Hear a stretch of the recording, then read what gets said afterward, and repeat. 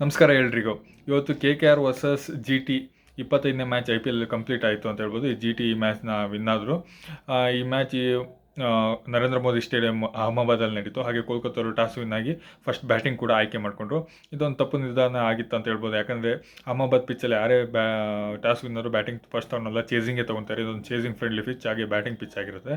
ಇನ್ನು ಸ್ಕ್ವಾಡ್ ನೋಡೋದಾದರೆ GTಲಿ ಯಾವುದೇ ಚೇಂಜಸ್ ಇರಲ್ಲ. ಓನ್ಲಿ ಪ್ರಸಿದ್ಧ ಕೃಷ್ಣ ಬದಲು ಇಂಪ್ಯಾಕ್ಟ್ ಪ್ಲೇಯರ್ ಆಗಿ ಶಾರುಖ್ ಖಾನ್ ಬ್ಯಾಟಿಂಗ್ ಬರ್ತಾರೆ. ಇನ್ನು KKRಲ್ಲಿ ಒಂದು ಚೇಂಜಸ್ ಇರುತ್ತೆ. ಫಿನ್ ಅಲ್ಲೂ ಸ್ವಲ್ಪ ಫಾರ್ಮಲ್ ಇಲ್ಲ, ಯಾವುದೋ ಒಳ್ಳೆ ಪ್ರದರ್ಶನ ಕೊಡಲಿಲ್ಲ. ಅವ್ರ ಬದಲು ಟಿಮ್ ಸರ್ಫೇಟ್ ಅವರು ಬಂದಿದ್ದರು ಒಳಗಡೆ ಇವತ್ತು. ಹಾಗೆ ಇನ್ನು ಬಾಲಿಂಗ್ನಲ್ಲಿ ವರುಣ್ ಚಕ್ರವರ್ತಿ ಅವರು ಇಂಪ್ಯಾಕ್ಟ್ ಪ್ಲೇಯರ್ ಆಗಿ ಬರ್ತಾರೆ, ರಘುವಂಶಿ ಅವ್ರ ಬದಲು ಅಂತ ಹೇಳ್ಬೋದು. ಇದಿಷ್ಟು ಒಂದು ಚೇಂಜಸ್ ಇತ್ತು ಈ ಮ್ಯಾಚ್ನ. ಒಳ್ಳೆಯ ಒಂದು ಕುತೂಹಲಕಾರಿ ಮ್ಯಾಚ್ ಆಗಿತ್ತು ಅಂತ, ಕೊನೆಗಟ್ಟ ತನಕ ಹೋಗಿತ್ತು ಅಂತ ಹೇಳ್ಬೋದು. ಇನ್ನು KKR ಅವರು ಫಸ್ಟ್ ಬ್ಯಾಟಿಂಗ್ ಆಯ್ಕೆ ಮಾಡ್ಕೊಂಡು 20 ಓವರ್ಗಳಲ್ಲಿ 180 ರನ್ನಿಗೆ ಆಲ್ಔಟ್ ಆಗ್ತಾರೆ. ಅಷ್ಟೊಂದು ಒಳ್ಳೆ ಓಪನಿಂಗ್ ಸಿಗಲಿಲ್ಲ ಇವತ್ತು. ಓಪನರ್ಸ್ ಯಾರು ಅಷ್ಟೊಂದು ಚೆನ್ನಾಗಿ ಆಡಲಿಲ್ಲ. ಸಿರ್ಫೆಟ್ ಅವರು ಕೇವಲ 14 ಬಾಲಿಗೆ 19 ಅವ್ರದ್ದು ಔಟ್ ಆಗ್ತಾರೆ. ಇನ್ನು ಡಕೌಟ್ ಆಗ್ತಾರೆ ರಹಾನೆ ಅವರು. ಹಾಗೆ ರಘುವಂಶಿ ಅವರು ಕೇವಲ 4 ಬಾಲಿಗೆ 8 ರನ್ ಅಷ್ಟೇ ಹೊಡೆಯಲು ಶಕ್ತರಾಗ್ತಾರೆ. ರೋಮನ್ ಪೌಲ್ ಅವರು ಬೇಗ ಔಟ್ ಆಗ್ತಾರೆ, 20 ಬಾಲಿಗೆ 27 ರನ್ ಹೊಡಿತಾರೆ. ಅದೇ ಕ್ಯಾಮ್ರನ್ ಗ್ರೀನ್ ಅವರು ಒಂದು ಅತ್ಯುತ್ತಮ ಪ್ರದರ್ಶನ ಕೊಟ್ಟರು ಇವತ್ತು ಅಂತ ಹೇಳ್ಬೋದು. 55 ಬಾಲಿಗೆ 79 ಹೊಡೆದ್ರು, 7 4 4 6 ಕೂಡಿತ್ತು. ಇವರು ಅಂಕುಲ್ ರಾಯ್ ಜೊತೆ ಒಳ್ಳೆ ಒಂದು ಪಾರ್ಟ್ನರ್ಶಿಪ್ಪು ಬಂತು. ಆದರೆ ಅಂಕುಲ್ ರಾಯ್ ಕೇವಲ 9 ರನ್ ಹೊಡೆದಿದ್ರು ಅಷ್ಟೇ 7 ಬಾಲಿಗೆ. ಅದೊಂದು ಪಾರ್ಟ್ನರ್ಶಿಪ್ ಒಳ್ಳೆ ಚೆನ್ನಾಗಿ ಬಂತು ಅಂತ ಹೇಳ್ಬೋದು. ರಿಂಕು ಸಿಂಗ್ ಅವರು ಔಟ್ ಆಫ್ ಫಾರ್ಮ್ ಇದ್ದಾರೆ, ಕೇವಲ 1 ರನ್ ಹೊಡೆದ್ರು.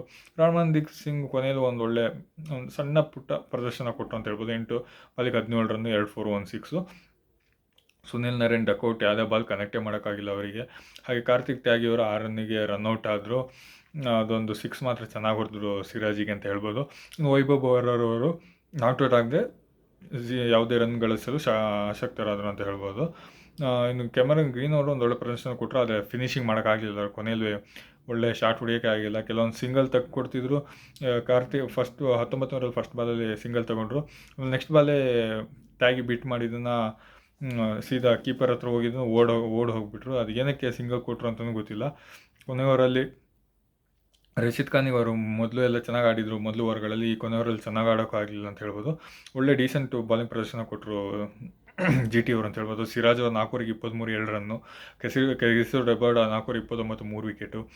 ಪ್ರಸಿದ್ಧ Krishna 4 over 32 1 wicket. Ashok Sharma 4 over 45 2 wicket. Rashid Khan ಅವರು 4 ಓವರ್ 44 1 ವಿಕೆಟ್ ತೊಗೊಂಡ್ರು ಅಂತ ಹೇಳ್ಬೋದು. ಓವರಾಲ್ ಆಗಿ ಒಂದು ಒಳ್ಳೆ ಪ್ರದರ್ಶನ ಬಾಲಿಂಗ್ನಲ್ಲಿ. ಒಳ್ಳೆ ಡಾಟ್ಸ್ ಬಾಲು ತುಂಬ ಹಾಕಿದ್ರು. ಸಿರಾಜ್ ಅವರು 13 14 ಡಾಟ್ ಬಾಲ್, ಹಾಗೆ ರಬಾಡ್ ಅವರು 13 12 ಡಾಟ್ ಬಾಲ್ ಹಾಕಿದ್ರು ಅಂತ ಹೇಳ್ಬೋದು. ಓವರಾಲ್ ಒಂದು ಪ್ರದರ್ಶನ ಬಂತು. ಇನ್ನು ಅಂಕುಲ್ ರಾಯ್ ಮತ್ತು ಕ್ಯಾಮರನ್ ಗ್ರೀನ್ ಮಧ್ಯೆ ಒಂದು ಒಳ್ಳೆ ಪಾರ್ಟ್ನರ್ಶಿಪ್ ಬಂತು. 23 ಬಾಲಿಗೆ 60 ರನ್ನು. ಹಾಗೆ ರೋಮನ್ ಪೌಲ್ ಗ್ರೀನ್ ಅವರು 55 ರನ್ ಪಾರ್ಟ್ನರ್ಶಿಪ್ ಕೊಟ್ಟರು 42 ಬಾಲಿಗೆ. ಇದೇ ಒಂದು ಒಳ್ಳೆ ಪಾರ್ಟ್ನರ್ಶಿಪ್ ಆಗಿತ್ತು ಅಂತ ಹೇಳ್ಬೋದು.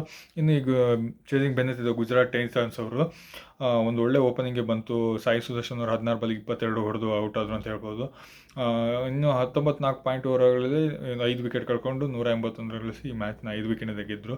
ಶುಭ್ಮನ್ ಗಿಲ್ ಕ್ಯಾಪ್ಟನ್ಸ್ ಇನ್ನಿಂಗ್ಸ್ ಆಡಿದ್ರು, ಆದರೆ ಫಿನಿಶ್ ಮಾಡೋದು ವಿಫಲ ಆದರು. 50 ಬಾಲಿಗೆ 86 ರನ್ ಹೊಡೆದ್ರು, 8 4 4 6 ಇತ್ತು ಇದರಲ್ಲಿ. ಒಂದು ಅತ್ಯುತ್ತಮ ಇನ್ನಿಂಗ್ಸ್ ಅಂತಲೇ ಹೇಳ್ಬೋದು. ಜೋಸ್ ಪಟ್ಲ್ ಅವರೊಂದು ಮಧ್ಯದಲ್ಲಿ ಒಳ್ಳೆ ಸ್ವಲ್ಪ ಅಲ್ಪ ಪ್ರಮಾಣದ ಕಾಣಿಕೆ ಕೊಟ್ಟು ಹೋದರು. 15 ಬಾಲಿಗೆ 25 ರನ್ ಹೊಡೆದ್ರು, 2 4 2 ಸಿಕ್ತಿತ್ತು. ಒಂದು ಒಳ್ಳೆ ಬ್ಯಾಟಿಂಗ್ ಅಂತ ಹೇಳ್ಬೋದು. ಸುಂದರ್ ಅವರು ಒಂದು ಒಳ್ಳೆ ಪಾರ್ಟ್ನರ್ಶಿಪ್ ಕೊಟ್ಟರು ಗಿಲ್ ಜೊತೆ. 13 ಬಾಲಿಗೆ 13 1 4.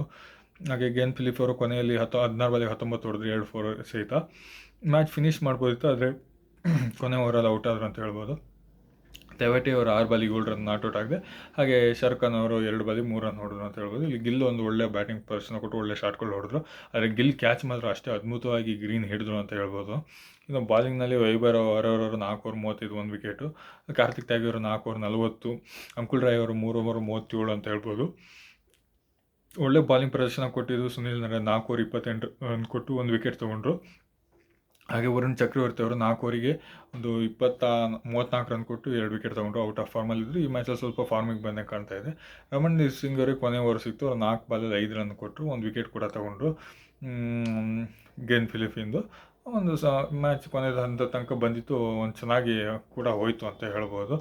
ಪಾರ್ಟ್ನರ್ಶಿಪ್ ಚೆನ್ನಾಗಿ ಬಂತು ಎಲ್ಲ ವಿಕೆಟ್. ಫಸ್ಟ್ 3 ವಿಕೆಟ್ಗೆ ಫಸ್ಟ್ ವಿಕೆಟ್ 57 ರನ್ ಪಾರ್ಟ್ನರ್ಶಿಪ್ 31 ಬಾಲಿಗೆ, ಸೆಕೆಂಡ್ ವಿಕೆಟ್ 24 ಬಾಲಿಗೆ 38, ಥರ್ಡ್ 32 ಬಾಲಿಗೆ 46 ರನ್ ಪಾರ್ಟ್ನರ್ಶಿಪ್. ಒಳ್ಳೆ ಪಾರ್ಟ್ನರ್ಶಿಪ್ ಬಂತು.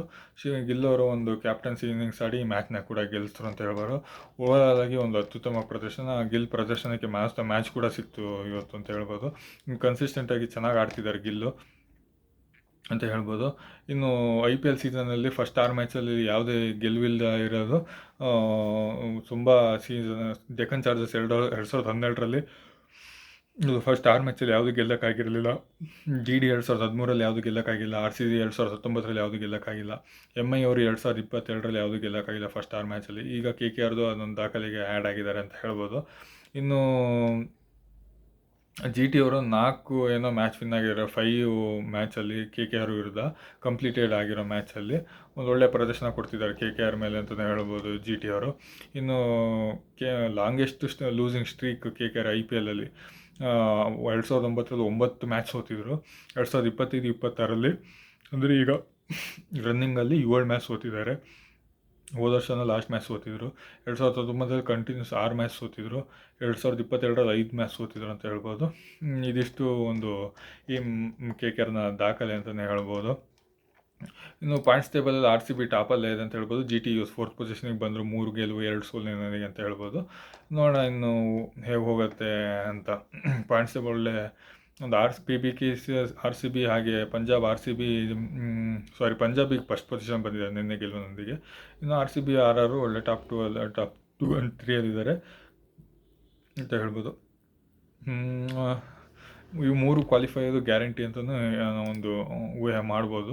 ಟಾಪ್ ರನ್ ಗೆಟರಲ್ಲಿ ಕೊಹ್ಲಿ ಇದ್ದಾರೆ. ಇವತ್ತು ಗಿಲ್ಲು ಸ್ವಲ್ಪ ಸ್ಕೋರ್ ಮಾಡೋದು ಗೊತ್ತಿಲ್ಲ ಎಷ್ಟನೇ ಪೊಸಿಷನಿಗೆ ಬಂದಿರ್ಬೋದು ಅಂತ.